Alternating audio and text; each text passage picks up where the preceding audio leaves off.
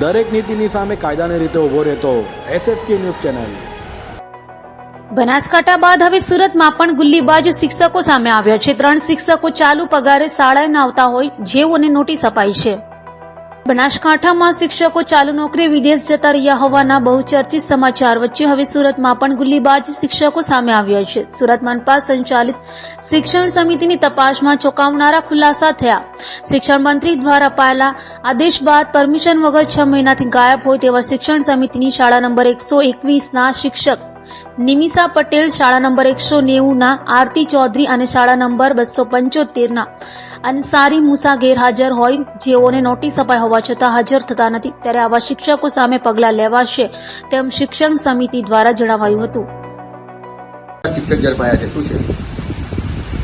ગઈકાલે અમે ઓફિસમાં બેઠા હતા અને અમે ગુજરાત સરકાર ને શિક્ષણ સમિતિવાળા પણ શોધી રહ્યા હતા કે આપણે ત્યાં કેટલા શિક્ષકો નથી આવતા અને તપાસ કરાવતા અમને 3 નામ એવા મળ્યા કે જે શિક્ષકો 6 મહિનાથી શાળામાં હાજર નથી।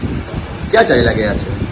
હવે વિદેશ 2 શિક્ષિકા બહેનો તો વિદેશનું કારણ આપીને ગયા છે અને એક જે અંસારીભાઈ છે તેનો 6 મહિનાથી કોઈ અટોપટો નથી। નોટિસ બોટિસ આપવામાં આવી, કઈ રીતની કાર્યવાહી આવે? દરેક આ 3 શિક્ષિકાઓને શિક્ષકોને તરત નોટિસ આપવામાં આવી છે અને જવાબ માંગવામાં આવ્યો છે, પરંતુ હજુ કંઈક એનો નિર્ણય આવ્યો નથી। 3 શિક્ષકનો પગાર ચાલુ છે?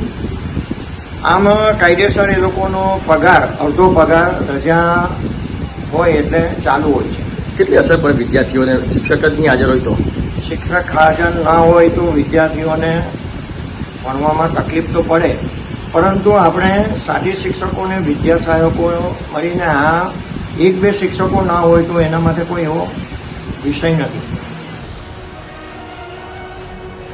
દરેક નીતિની સામે કાયદાની રીતે ઉભો રહેતો SSK ન્યૂઝ ચેનલ।